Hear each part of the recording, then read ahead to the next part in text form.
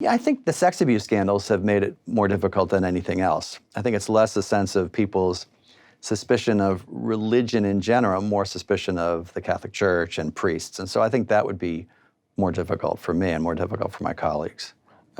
Has been an environment where so many people that are really believed in as leaders are having a harder time showing that they have the characters that merit that authority.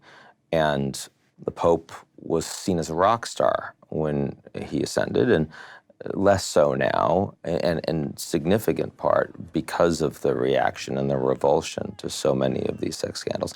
What's the impact it's having on the church? Oh, it's devastating.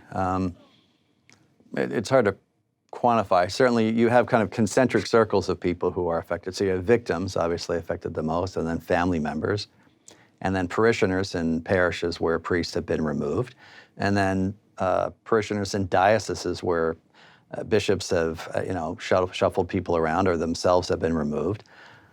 It's very personal for people.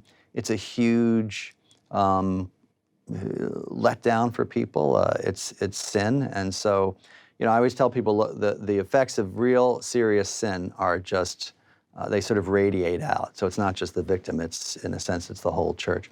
And then secondarily, you have people who are affected by the loss of money from the dioceses. So the dioceses pay out money, which means that they have to, which they should.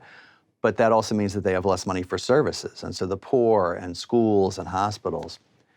So it really does show you the destructive value of sin, I think.